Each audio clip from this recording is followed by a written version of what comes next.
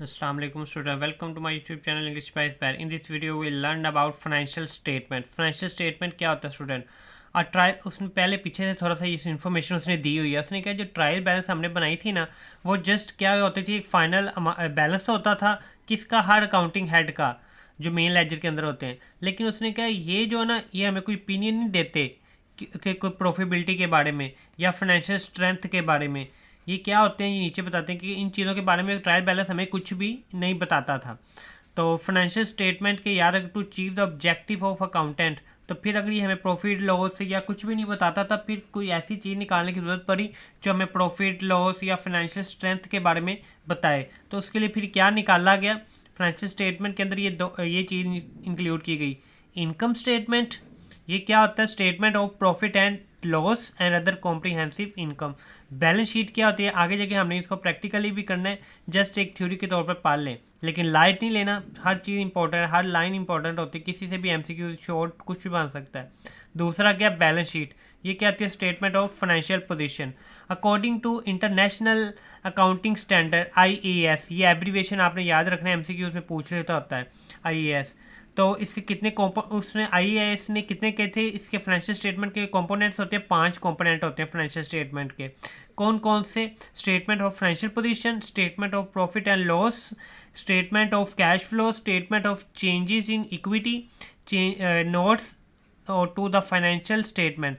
लेकिन उसने कहा अभी हम सिर्फ ना इनिशियल स्टेज पे सिर्फ 2 ही कंपोनेंट पढ़ेंगे। IAS के मुताबिक 5 है, लेकिन अभी हम कितने डिस्कस करेंगे, 2 करेंगे इनिशियल स्टेज पे। वो कौन से, statement of profit and loss and other comprehensive income, जो ऊपर बता दी हुई है, नॉन एज इनकम स्टेटमेंट। इसको शॉर्ट करके क्या कहते हैं, इनकम स्टेटमेंट कहते हैं, इतना लंबा नाम लेने की बजाय। और दूसरा हम क्या पढ़ेंगे, स्टेटमेंट ऑफ फाइनेंशियल पोजीशन, उसका दूसरा नाम क्या होता है, बैलेंस शीट होता है। सबसे पहले इनकम स्टेटमेंट क्या आता है, income statement, statement of profit and और लॉस और अदर कॉम्प्रीहेंसिव। ये किस लिए तैयार की जाती है, इनकम स्टेटमेंट क्यों बनाई जाती है, to know the financial performance of a entity, कि किसी फर्म, किसी कंपनी की फाइनेंशियल परफॉर्मेंस कैसी है। फाइनेंशियल परफॉर्मेंस से अब क्या मुराद है, ये आगे इसकी डेफिनेशन आ गई। द प्रॉफिटेबिलिटी फाइंड करने के लिए, अब प्रॉफिटेबिलिटी क्या होती है, प्रॉफिट हो रहा है या उसे लॉस हो रहा है ड्यूरिंग द ईयर, कितना प्रॉफिट हुआ है कितना लॉस हुआ है, ये जानना ज़रूरी होता है। उस लिहाज से बंदा फिर आगे डिसीजन ले सकता होता है। तो प्रॉफिटेबिलिटी फाइंड करने के लिए क्या किया जाता है, इनकम स्टेटमेंट बनाई जाती है। अब इनकम स्टेटमेंट उसने कहा था आप ना किसी, और ये कहाँ से तैयार की जाती है, इनकम एंड एक्सपेंसेस जो होते हैं ट्रायल बैलेंस के अंदर जो हम लिखते थे, उसके अंदर से ये तैयार की जाती है। इनकम स्टेटमेंट उसने क्या, किसी भी स्टार्टिंग या एंडिंग डेट बता के ना, किसी टाइम भी आप साल में शुरू कर सकते होते हैं, प्रिपेयर कर सकते हो। उसे क्या कहते हैं, रिपोर्टिंग पीरियड। ठीक है, जब अभी हम इनकम स्टेटमेंट बनाएंगे, उसका स्टार्टिंग और एंडिंग डेट मिला के उसे क्या कहेंगे, ये क्या, रिपोर्टिंग पीरियड, इसकी डेफिनेशन है। अब प्रॉफिट कैसे निकलता है, इनकम में से एक्सपेंसेस माइनस करके। लॉस भी आप कह सकते हो, लॉस भी ऐसे निकलता है, इनकम में से एक्सपेंसेस। अगर आंसर प्लस में आए इनको माइनस करके तो प्रॉफिट हुआ है, अगर इनको आंसर को सब्ट्रैक्ट करके आंसर माइनस में आया है, यानी कि इनकम कम में एक्सपेंसेस ज़्यादा है, तो फिर क्या होता है, लॉस होता है। आगे बैलेंस शीट, बैलेंस शीट क्या होती है, statement of financial position, financially वो किस पोजीशन पे है वो बताना। Prepare to know the financial position of entity, financial position क्या होती है, अब financial position refers to the financial strength of an entity on a specific date. Specific date के यानी कि जब आप देखने लगे हो तो उसकी फाइनेंशियल स्ट्रेंथ क्या है, फाइनेंशियल नॉर्मली। और ये कब तैयार की जाती है, ये किसी टाइम भी तैयार की जाती है। ये कब की जाती है, ये याद रखना है कि ये क्लोजिंग डेट जब एंडिंग हो रहा होता है अकाउंटिंग ईयर का, ये तब तैयार की जाती है। इसे इसका क्या कहते हैं, रिपोर्टिंग डेट कहते हैं, जब इसको तैयार किया जाता है, या रिपोर्टिंग पीरियड। तो फाइनेंशियल पोजीशन, जो फाइनेंशियल स्ट्रेंथ की हम बात कर रहे हैं, उसके अंदर क्या क्या चीज़ शामिल होती है, assets is equal to owner equity plus liability. Assets का आंसर और इन दोनों का जो आंसर है वो दोनों क्या होने चाहिए, इक्वल होने चाहिए। ये क्वेश्चन आपने याद रखने, काफ़ी दफ़ा हमने पढ़ी हुई है। ये आगे कुछ स्टूडेंट, ये क्वेश्चन है, तो प्रिपेयर इनकम स्टेटमेंट बनानी है and balance sheet, income statement और बैलेंस। लेकिन ये असल तरीका नहीं होता इनकम स्टेटमेंट और बैलेंस शीट का, ये जस्ट उसने एक रफ सा तरीका बताया हुआ है, असल में ये होता नहीं है, ये जस्ट प्रैक्टिस अभी करा रहा है। ये क्वेश्चन दिए हुए हैं, तो हमने इनकम स्टेटमेंट और बैलेंस शीट बनानी है। सबसे पहले क्या दिया हुआ है, बैड डेट्स, ये मैंने बता दी, ये क्या होते हैं, हमारे एक्सपेंसेस होते हैं। एडवर्टीजमेंट जो है हमारी वो एक्सपेंसेस है। Telephone bill expenses, stationery expenses, repair expenses, sale revenue income, purchase expenses, salary and wages expenses, इनकी ये सारा साथ है। Asset liability, assets, owner equity, income, owner equity, ये स्टूडेंट ये मैंने बता दिया आपको। और नीचे दी हुई है क्लोजिंग स्टॉक। तो क्लोजिंग स्टॉक के आपने याद रखना है, इसके दो इफेक्ट होते हैं, यानी कि सारे एक एक जगह पे लिखे जाएंगे, या तो इनकम में या एक्सपेंस में या एसेट्स में या ऑनर इक्विटी या लाइबिलिटी, किसी न किसी एक एक जगह पर आएंगे। लेकिन ये क्लोजिंग स्टॉक है, इसके दो इफेक्ट होते हैं, ये दो जगह पे हमेशा आता है। एक तो एक्सपेंसिस के अंदर आता है, दूसरा कहाँ आता है, एसेट्स के अंदर आता है। ये दो जगह पे आता है क्लोजिंग स्टॉक। अब कहाँ पर आता है, एक तो जब परचेजेज आप लिखते, कहाँ पर, एक तो जब आप परचेजेज लिखते हो, तो ये परचेजेज एक्सपेंस जब आप लिखते हो, परचेजेज में से क्या कहते हैं, एक तो क्लोजिंग स्टॉक को माइनस किया जाता है, तो आपके पास क्या निकलता है, कॉस्ट ऑफ गुड्स सोल्ड, तो ये भी एक्सपेंसेस के अंदर इशू होता है। और दूसरा ये कहाँ पर आता है, आपका बैलेंस शीट के अंदर एसेट्स पे जाके आता है। ठीक है, बाकी सबके एक एक फैक्ट हैं, इसके दो फैक्ट हैं। एक क्या था, परचेजेज में से एक्सपेंसेस का, परचेज एक्सपेंस में से क्लोजिंग स्टॉक को एक तो माइनस करके आंसर लिखेंगे, और दूसरा किस में आएगा, एसेट्स में। ठीक है, ये मैं सारा क्वेश्चन ही आपको बता रहा, ये आपने खुद नीचे मैंने बताया भाई, ये जो परचेज एक्सपेंस है ना, ये मेन हेडिंग है। इसके अंदर क्या आता होता है, डायरेक्ट एक्सपेंसेस, इसका दूसरा नाम है डायरेक्ट एक्सपेंसेस। तो वो काफ़ी ज़्यादा होते हैं, जो चीज़ों को फैक्ट्री में लाने के लिए जो खर्चे किए जाते हैं शुरू में, उन एक्सपेंसेस को कहते हैं परचेजेस एक्सपेंसेस। उसमें से क्लोजिंग स्टॉक जैसे ऊपर बताया हुआ था माइनस कर दें, तो आपके पास क्या निकला था, कॉस्ट ऑफ गुड्स सोल्ड। ठीक है, बाकी आपने खुद लिखना है कि जो आप इनकम ऊपर बताई हुई वो आपने इधर लिखनी है, एक्सपेंसेस सारे इधर लिखने हैं। तो इनकम में से एक्सपेंसेस माइनस कर दोगे तो नेट प्रॉफिट आ जाएगा। एसेट्स इधर सारे लिखने हैं, ऑनर इक्विटी इधर, ऑनर इक्विटी में क्या होता है, कैपिटल के अंदर जो नेट प्रॉफिट होता है वो प्लस किया जाता है, जो ये आपका प्रॉफिट निकलेगा उसको प्लस करना है, और ड्राइंग को क्या कर देना होता है, माइनस कर देना होता है। ठीक है, और इधर क्रेडिटर, दोनों का आंसर, इसका आंसर क्या आना चाहिए, सेम आना चाहिए। आगे ना ये इनकम, जो असल इनकम स्टेटमेंट बैलेंस शीट जिस तरह बनती है ना, वो ये असल वाला फॉर्मेट आ गया है। तो इसमें ना ये याद रखना कि जो स्केच होता है ना, उसके भी काउंटिंग के अंदर नंबर होते हैं। ये सबसे पहले आपने क्या लिखना होता है, एंटिटी नेम। अगर उसने बताया हुआ क्वेश्चन के अंदर तो ठीक है, नहीं बताया तो जस्ट आपने ये हेडिंग लाजमी देनी है। उसके बाद इनकम स्टेटमेंट, फिर फॉर द ईयर एंडिट, ये लफ्ज़ लिखना है, जो डेट उसने बताई होगी वो लिख देनी है। ठीक है, डेट नहीं बताई तो फिर आप अपनी मर्ज़ी से ये लिख सकते हो। उसके बाद ठीक है, इस तरह बैलेंस शीट का भी ऐसे ही होता है, एंटिटी नेम, फिर बैलेंस शीट एज एट 31 दिसंबर 2009। ठीक है, कोई भी ईयर अगर नहीं बताया हुआ तो, लेकिन स्केच पूरा होना चाहिए। तो इसमें क्या किया जाता है, सबसे पहले सेल्स रेवेन्यू लिखी जाती हैं, ये आगे जाके हम क्वेश्चन करते हैं। सेल्स रेवेन्यू लिखी जाती हैं, उसको आपने इधर लिखना है जो सेल्स दी होंगी। उसके बाद कॉस्ट ऑफ गुड्स सोल्ड, ये मेन हेडिंग है। ये क्या होता है, ये सारी चीज़ें ना आगे जाके डेफिनेशन में अगले पेज पे पढ़नी है हमने।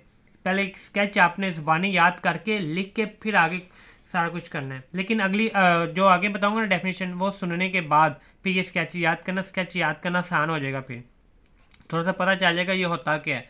कॉस्ट ऑफ गुड्स सोल्ड, उसके अंदर आपने क्या करना था, ओपनिंग स्टॉक पहले लिखनी है, उसके अंदर परचेजेस जो दी होगी आपके ट्रायल बैलेंस के अंदर उनको प्लस कर देना है, क्लोजिंग स्टॉक को क्या कर देना है, माइनस कर देना। ओपनिंग स्टॉक स्टूडेंट याद रखो वो किधर होते हैं, जो ट्रायल बैलेंस के अंदर, ये इधर देखें, ये ऊपर ट्रायल बैलेंस होता है ना, ऊपर जो इधर अगर उसने स्टॉक को लिखा हुआ है ना स्टॉक, तो वो क्या होगा, ओपनिंग स्टॉक। जो नीचे दिया होता है एंड पे, वो क्लोजिंग स्टॉक होता है। ठीक है, जो ट्रायल बैलेंस के अंदर होता है वो ओपनिंग स्टॉक, जो नीचे होता है वो क्लोजिंग स्टॉक। तो ओपनिंग स्टॉक को परचेजेस के अंदर प्लस करना है, इसको माइनस करके इसका आंसर इधर लिख देना है। वो आपके पास फिर इन दोनों को ये माइनस कर दोगे तो आपके पास क्या निकल आएगा, ग्रॉस प्रॉफिट निकल आएगा। फिर ऑपरेटिंग एक्सपेंसेस, ये भी मेन हेडिंग है। आगे ऑपरेटिंग एक्सपेंसेस के अंदर कौन से एक्सपेंसेस आते हैं ये आगे हम पढ़ेंगे, वो आपने इधर लिखने हैं। फिर ये जो आंसर आएगा उसमें से माइनस कर देना है। उसके बाद अदर इनकम, वो आपके पास निकलेगा ऑपरेटिंग प्रॉफिट। उसके बाद जो अदर इनकम जो होगी वो क्या कर देनी है, प्लस कर देनी है, वो आपके पास निकलेगा नेट प्रॉफिट। उसके बाद सबसे पहले एसेट लिखने हैं। एसेट के अंदर जो फिक्स एसेट्स होंगे वो सारे लिख के प्लस करके इधर, जो करंट एसेट्स होंगे वो सबको प्लस करके इधर, फिर इन दोनों का टोटल इधर। उसके बाद ये क्योंकि बैलेंस शीट में दो चीज़ें होती है ना, उसके बाद ओनर इक्विटी, उसके अंदर सबसे पहले कैपिटल, फिर नेट प्रॉफिट। अगर प्रॉफिट हुआ तो प्लस, अगर लॉस हुआ तो माइनस। उसके बाद ड्राइंग क्या कर देनी है, माइनस करके इन दोनों को तीनों को सॉल्व करके इधर लिख देना। फिर लाइबिलिटी, लॉन्ग टर्म लोन्स जो होंगे वो दोनों जितने भी होंगे 10 हो, 5 हो, 3 हो, उनको प्लस करके इधर, फिर करंट लाइबिलिटीज़ जो होंगी उनको प्लस करके इधर, फिर इस सब का इन तीनों का answer, owner equity, long term liability, current liability, इन तीनों का आंसर और इसका जो आंसर क्या आना चाहिए, सेम आना चाहिए। ठीक है, स्केच आपने अच्छी तरह देख लिया है ना, ये आपने सारा अच्छी तरह पहले एक दफ़ा याद कर लेना। उसके बाद कॉस्ट ऑफ गुड सोल्ड जो पीछे आ रही थी definition, cost of good sold, cost of good क्या आता है उसमें, क्या purchase account is an accounting head, ये आपको पता है किसका ये अकाउंटिंग हेड है, मेन हेड उसका कौन सा एक्सपेंसिस के अंदर ये एक अकाउंटिंग हेड होता है। तो ये देख लें स्टूडेंट, ये मेन हेड से ऊपर वाले और ये नीचे वाले क्या होते हैं, अकाउंटिंग हेड्स होते हैं। इन सबको आपने अच्छी तरह याद करना है कि आप फिर इनकम स्टेटमेंट बनाने में आपकी हेल्प होगी। एसेट्स के अंदर ये सारे कंप्लीट तो नहीं है, कुछ आपको प्रैक्टिस करने जैसे जैसे आ रहे हैं ना वो याद रखने पड़ेंगे। ठीक है, ये सारे एसेट, ये एक्सपेंसिस, ये ओनर इक्विटी, ये लाइबिलिटी, ये इनकम होती है सारी। ठीक है, और ये फॉर्मूला भी देख लेना जो अभी मैं बता रहा था, ओनर इक्विटी के अंदर कैपिटल के अंदर प्रॉफिट को प्लस करना होता है, लॉस को माइनस करना है, और ड्राइंग को भी क्या करना होता है, माइनस करना होता है। ठीक है, अब ठीक है समझ लगे। उसने कहा था कि एक्सपेंसिस का क्या मेन हेड है, तो should be straight forward subtracted, तो इसको क्या किया जाता है, इसको माइनस करना है आपने किस में से, सेल्स में से, तो आपके पास क्या निकलेगा, ग्रॉस प्रॉफिट। ठीक है, क्या चीज़ इसके अंदर बता रहा है, वो बता रहा है कि सेल्स में से आप अपने एक्सपेंसिस को माइनस कर दो तो आपके पास क्या निकलेगा, ग्रॉस प्रॉफिट। ये पीछे करके ना स्केच भी देख लेना, उसके अंदर भी बताया हुआ है। सेल्स में से, ये देखें, सेल्स में से हम क्या करेंगे, उसको परचेसिस को माइनस करेंगे तो हमारे पास क्या निकल आएगा, ग्रॉस प्रॉफिट निकल आएगा। ठीक है, अब ये उसके बाद goods purchase are related to sold out of every year, उसमें का जितनी भी चीज़ें होती हैं ना वो हर साल सारी कभी कभार ही होता है कि सारी सेल्स हो जाए, कभी नहीं भी होती, जो अनसोल्ड क्लोजिंग डेट पे हों रिपोर्टिंग पीरियड में, तो उनको क्या कहा जाता है, अनसोल्ड गुड, और दूसरा नाम उसका क्या, क्लोजिंग स्टॉक। यानी कि जो साल के कुछ चीज़ें हम खरीदते हैं, कुछ उसने कहा सारी बिक जाती हैं, कुछ नहीं बिकती, जो नहीं ना बिकेंगी वो अनसोल्ड गुड्स कहलाएंगी। उसे आप साल के एंड पे क्या कहोगे, क्लोजिंग स्टॉक कहोगे।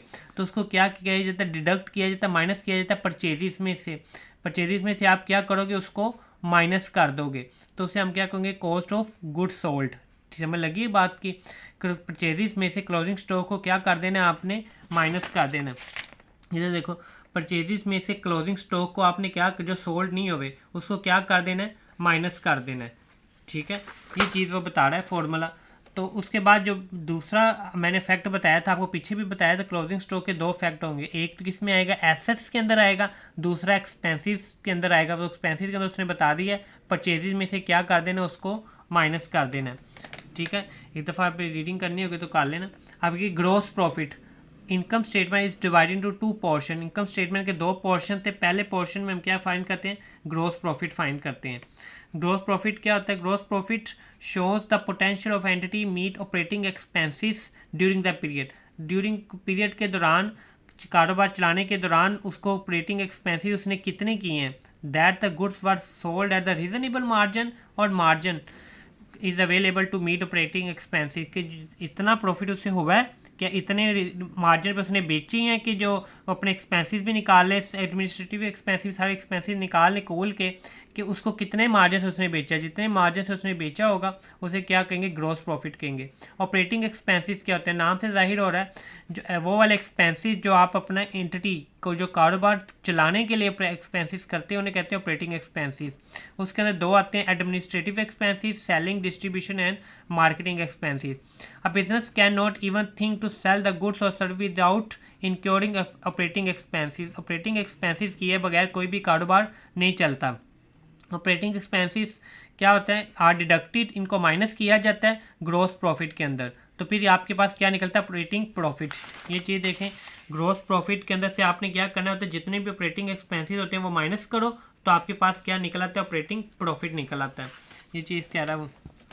एडमिनिस्ट्रेटिव एक्सपेंसिस जो रूटीन वाइज अपने कारोबार के को चलाने के लिए किए जाते हैं, उन्हें कहते हैं एडमिनिस्ट्रेटिव एक्सपेंसेस, जो रन करने के लिए कारोबार को किए जाते हैं। और उसके अंदर बेसिकली ये सब के अंदर से आपने इनकी जो नीचे एग्जांपल्स है ना वो अच्छी तरह याद रखनी है। एडमिनिस्ट्रेटिव एक्सपेंसेस कौन कौन से होते हैं? Staff salary, building repair, insurance, electricity bill, gas bill, water bill, telephone, ये सारे। Selling, distributing and marketing expenses हैं ये सारे, ठीक है। इनको एक दफ़ा आप रीड कर लेना। तो ये सारे, ये नीचे एग्जाम्पल आपने अच्छी तरह याद रखनी है। इस तरह अदर इनकम, अदर इनकम का क्या मतलब है? Non operating income. Non operating income मतलब फॉर एग्जाम्पल आप कपड़े का कारोबार कर रहे हो, कपड़ा बेच के जो आप इनकम कमा रहे हो ना वो तो जो इनकम होगी, लेकिन अदर जो इनकम है आपने रेंट से कमाई है, या कोई इंटरेस्ट आपको मिला है, कोई कमीशन हुई है, या डिस्काउंट हुआ है, तो ये वाली जो इनकम होती है इसे क्या कहते हैं? अदर इनकम कहते हैं। उसके बाद नेट प्रॉफिट। नेट प्रॉफिट के बारे में भी पहले बता दिया हुआ है कि इनकम स्टेटमेंट की क्या होती है, दो पोर्शन होते हैं। पहले पोर्शन में हम क्या फाइंड करते थे? ग्रॉस प्रॉफिट, और दूसरे में क्या करते हैं? Net profit. तो नेट प्रॉफिट से क्या पता चल जाता है? इनकम से के कितना उसने जो डिसीजन लिए थे इनकम के वो कितने ठीक गए हैं। ये देखिए दो पोर्शन थे। पहला पोर्शन के हम दो पोर्शन थे इसके। पहले पोर्शन में हम क्या करते थे? ग्रॉस प्रॉफिट फाइंड करते थे। दूसरे में क्या करते थे? नेट प्रॉफिट फाइंड करते थे। उसके बाद फिक्स एसेट्स। फिक्स एसेट्स कौन से होते हैं? वो वाले एसेट्स जो आपको 1 साल से ज़्यादा तक या 3 साल 5 साल तक कारोबार को फ़ायदा देते रहें। जैसे मशीन है, 1 साल में तो ख़त्म नहीं हो जानी। बिल्डिंग है, कोई कार गाड़ी ली है, कंप्यूटर लिया है, ये वाले एसेट्स होते हैं current fix asset. Current asset जो होते हैं जो 12 मंथ्स के अंदर अंदर पूरे हो जाएं। जैसे आपके पास कैश है, कैश इन हैंड है, कैश एट बैंक है, सालों के साल तो नहीं आपने रखना बैंक में, या अपने पास तो नहीं रखना। तो ये वाले एक्सपेंसेस जो होते हैं वो क्या होते हैं? करंट एक्सेस, जो 1 साल के अंदर अंदर आप इस्तेमाल कर लो। Owner equity. ओनर इक्विटी जो मालिक का जो पैसा होता है कारोबार में, उससे क्या कहते हैं? वो जो अमाउंट कैपिटल, उसे क्या कहते हैं? कैपिटल कहते हैं, जो मालिक लेकर आता है। तो उसके अंदर से आपने पहले ही बताया कि उसके अंदर जो पर्सनल यूज़ के लिए लेके जाता है उसको क्या किया जाता है? माइनस किया जाता है। इसी तरह लोन की बात है, लॉन्ग टर्म लोन, वो वाला लोन जो है आप एक किसी बैंक वगैरह से या किसी फाइनेंशियल इंस्टीट्यूशन से 2 साल 3 साल 1 साल से ज़्यादा के लिए लेते हैं, उसे कहते हैं लॉन्ग टर्म लोन। जो 12 मंथ के अंदर अंदर आपने पे करना होता है उसे क्या कहते हैं? करंट लाइबिलिटीज़, ठीक है। ये नीचे कोई एग्जाम्पल सब के अंदर से आपने एग्जाम्पल्स अच्छी तरह याद रखनी है। उसके बाद स्टूडेंट ये क्वेश्चन है, ये क्वेश्चन कोशिश करनी है आपने खुद करने की ट्राई करो, ठीक है। ये ऊपर इनकम स्टेटमेंट है और ये नीचे बैलेंस शीट है, लेकिन ये वाले क्वेश्चन, इसकी क्वेश्चन ये वाला है, ये वाला क्वेश्चन है, ठीक है। इस क्वेश्चन के अंदर आपने उसको सोल्व करने की कोशिश का स्क्रीनशॉट ले लो, फिर इसको करने की कोशिश करो, ये वाला क्वेश्चन, ठीक है। ये आंसर है इसका, ये आपने खुद करने की एक दफ़ा ट्राई करनी है, ठीक है। आगे जो छोट है वो मैं कराता हूँ। उसके बाद है exercise question. For example, Asim started a business of 1 January 2006 by invested 1,50,000 as capital. ये कैपिटल आ गया उसका। असीम टुक रुपीज़, ये ना वैल्यू गलत है, 100 लिखी हुई बुक पे, ये 1000 आती है। Per week of the business to living expenses, drawing है।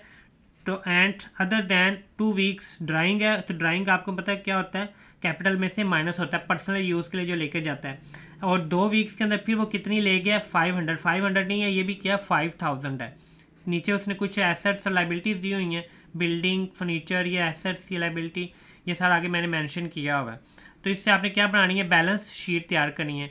तो बैलेंस शीट के अंदर से आपको क्या सारा कुछ नहीं दिया होगा, उसके अंदर से प्रॉफिट या लॉस फाइंड करना है, कि इस तरह आपने करना है। लेकिन आपको मैं दूसरा तरीका बताता हूँ। ये पहले छोटा सा फिर फॉर्मूला देख लो। कैपिटल के अंदर मैंने बताया था नेट प्रॉफिट को क्या किया जाता है? प्लस किया जाता है, और नेट लॉस को क्या किया जाता है? माइनस। अगर ड्राइंग है तो उसको भी माइनस किया जाता है कैपिटल के अंदर से। नीचे आपने इस तरह सोल्व करोगे ना, आप मेरे ख्याल से आपको आसानी हो जाएगी। पहले एसेट्स, तो वो तो कंप्लीट है आपके पास, वो सारे आपने लिख लेना। ये मैंने उसका टोटल लिखा हुआ है, जो ये जो एसेट्स का एसेट्स है ना, ये इसका जो टोटल आया वो मैंने ये लिखा हुआ है। उसके बाद कैपिटल जो दिया हुआ था 1,50,000 वो। उसके बाद नेट प्रॉफिट या लॉस, अभी हमें नहीं पता कि उसने क्या प्रॉफिट या लॉस फाइंड करना है, अभी हमें नहीं पता प्रॉफिट हुआ है या लॉस हुआ है, उस यहाँ पे मैंने एक्स लिख दिया। उसके बाद था माइनस ड्राइंग, में नीचे इधर लिखना भूल गया था, माइनस ड्राइंग। ड्राइंग कितनी थी? 6000 की, 5000 की एक थी, 1000 की एक थी। 6000 प्लस लाइबिलिटी, लाइबिलिटी जितनी थी वो इधर एक जगह पे लिखी हुई थी, उनको प्लस करके मैंने इधर लिख दिया। तो उसके बाद एक्स फाइंड करना था, वो इधर ही रहा। ये दोनों प्लस की थी, उधर जाके माइनस होगी, ये माइनस थी, ये क्या हो जाएगी? प्लस होगी। इन सबको सोल्व किया ना तो आंसर क्या आ गया, माइनस में आ गया। तो माइनस से मुझे पता चल गया अगर माइनस में आंसर आए तो क्या होता है, लॉस। अगर प्लस में इनका आंसर आता तो प्रॉफिट होना था। फिर इस तरह स्केच में आपने बता देना। ये देखने के लिए किया था कि इधर हमें प्रॉफिट हो रहा है या लॉस हो रहा है, कि कैपिटल के अंदर प्लस करना है या माइनस करना है। तब हमें पता चल गया कि ये दोनों चीज़ें क्या होंगी, इसके अंदर से माइनस होंगी तो ये आंसर आ जाएगा।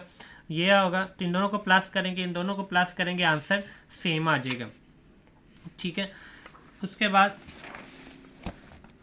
अब business has opening inventory 72,000, opening inventory उसकी इतनी है, क्लोजिंग इन्वेंट्री उसकी इतनी है, purchase of the year word इतनी, जो उसने चीज़ें खरीदी हैं वो इतने की हैं।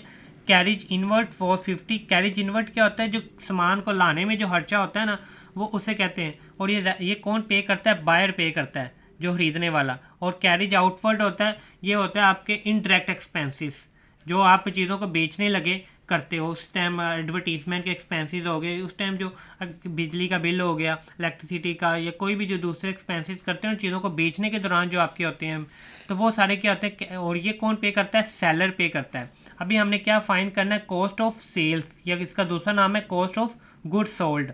तो ये नीचे उसका फॉर्मूला ही है, opening inventory add purchases, add क्या करना है, कैरिज इनवर्ट, उसके अंदर क्लोजिंग इन्वेंट्री को आपने क्या कर देना है, माइनस कर देना, तो ये आंसर आ जाएगा आपका। ठीक है, तो उसका दूसरा नाम आपने क्या फाइंड किया, कॉस्ट ऑफ गुड्स सोल्ड। ठीक है, ये कैरिज इनवर्ट का दूसरा नाम मैंने याद रखना है, डायरेक्ट एक्सपेंसेस, ये मेन हेडिंग होती है। तो इसके अंदर वो फ्रेट वगैरह जो होता है, इस तरह के जो एक्सपेंसेस होते हैं, जो कारोबार सामान को फैक्ट्री में लाने लगे के दौरान होते हैं, उन्हें किया, वेजिस वगैरह, वेजिस हो गया, फ्रेट हो गया, ये होते हैं डायरेक्ट एक्सपेंसेस। तो उनको इसके अंदर लिखना होता है। अगर कैरिज इनवर्ट का लफ्ज़ नहीं भी दिया हुआ तो वो वाले दे दिए ना, तो वो सारे लिख लेने। उसके बाद ये क्वेश्चन आपने ट्राई करना है कि आपसे हो तो ठीक है, तो फिर मुझे बताना। उसके बाद ये एग्ज़ाम्स का क्वेश्चन, स्टूडेंट ये याद रखो कि इसका पेपर ना बड़ा कॉम्प्लिकेटेड पेपर आता है, तो इतना इजी नहीं होता। आपने खुद भी इसकी अच्छी तरह प्रैक्टिस करनी है और अपने स्टूडेंट्स को भी अपने फ्रेंड्स को भी बतानी है कि अच्छी तरह इसकी प्रैक्टिस करें। ये बड़ा टफ सब्जेक्ट है। Alia sold some item inventory इतने की in cash which she had purchase for इतने की, पहले इतने की उसने चीज़ें बेची हैं और ख़रीदी कितने की थी, इतने की। तो आपको ये कॉमन सेंस से पता चल रहा है, जो बेचने का जो रेट कम है और खरीदने का ज़्यादा है, तो डेफिनेटली उससे क्या हुआ होना है, लॉस ही हुआ होना है। तो रिड्यूस क्या किया है 672, और रिड्यूस क्या हुआ है, ओनर इक्विटी भी क्या हुई है, माइनस हुई है, क्योंकि उससे क्या हुआ है, लॉस हुआ है। ठीक है, सस्ता बेचा, खरीदा महंगा था। उसके बाद the profit earned by business 2007 was इतना, ये क्या हुआ, उससे प्रॉफिट हुआ है। The proprietor brought in new capital, नया कैपिटल वो इतने का लेकर आया during the year. And withdraw goods for private use, private use के लिए क्या मतलब हो गया, ड्राइंग होगी। तो ड्राइंग कितने की है, 2200 की। The owner equity the beginning of the period was इतनी, ये उसका कैपिटल हो गया शुरू वाला। What was the closing owner equity, closing owner equity बतानी है आपने। ठीक है, सबसे पहले नीचे इसने फॉर्मूला बताया हुआ है। सबसे पहले जो ओपनिंग ऑपरेटिंग ओनर इक्विटी थी वो कितने की थी, 10, ये ओपनिंग कैपिटल हो गया। उसके बाद उसने बाद में कैपिटल खरीदा था, कितने का था, 8000 का, वो प्रॉफिट इसके अंदर से प्लस कर दिया और ड्राइंग को क्या कर दोगे, माइनस कर दोगे, तो आपके पास क्या लिख रहेगा, क्लोजिंग ओनर इक्विटी निकल आएगी। ठीक है, ये फॉर्मूला आपने पीछे अप्लाई करना था। ही हैज़, हाला has set a new business, the following balances are recorded in. Owner equity क्या होता है, कैपिटल इतना दिया हुआ है। बैंक ओवरड्राफ्ट जो हमारी लाइबिलिटी होती है, बैंक ओवरड्राफ्ट क्या होता है, हम अपने पैसों, बैंक हमें सहूलत देता है कि आपके पास बैंक में जितने पैसे हैं ना, आप कहीं गए हो शॉपिंग पे या आउटिंग पे गए हो, तो आप अपने पैसों से ज़्यादा पैसे वहाँ पर खर्च कर सकते हो, तो वो हमें ये सहूलत देता है। लेकिन उसके ऊपर से वो इंटरेस्ट भी काटता है, सूद भी काटता है, वो बात की बात है, लेकिन हमें सहूलत दे देता है कि आप अपने पैसों से ज़्यादा पैसे खर्च कर सकते हो। तो इसे कहते हैं बैंक ओवरड्राफ्ट। तो ये हमारी लाइबिलिटी होती है, क्योंकि हमने उसको भी पैसे देने होते हैं। मोटर कार हमारा एसेट्स है, तो दूसरा एसेट्स जो है ना, फर्नीचर, वो फाइंड करना है। ये मैंने इक्वेशन लिखी हुई है। अकाउंटिंग इक्वेशन क्या होती है, assets is equal to owner equity plus liability. तो एसेट्स हमारे पास क्वेश्चन में 2 दिए हुए हैं, एक क्या दिया है, मोटर कार और फर्नीचर।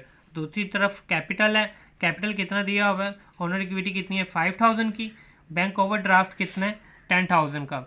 ठीक है, उसके बाद फर्नीचर आपने फाइंड करना है, उसके यहाँ पे आप क्या लिख दो, एक्स लिख दो। इन दोनों को प्लस करके इन दोनों का आंसर क्या आना चाहिए, सेम आना चाहिए। ये आ गया 15,000, तो ये कितना था, मोटर कार 6000, तो बराबर करने के लिए इसका मतलब फर्नीचर भी कितने का हो गया, 9000 का। ठीक है, तो क्योंकि एसेट्स और ये वाली साइड्स हमेशा क्या नहीं रहनी चाहिए, इक्वल। ठीक है स्टूडेंट, फिर भी मुझे लग रहा है कोई स्पीड में बताया, अगर आपको कोई प्रॉब्लम है ना तो आप कमेंट्स के अंदर प्लीज पूछ लिया करो।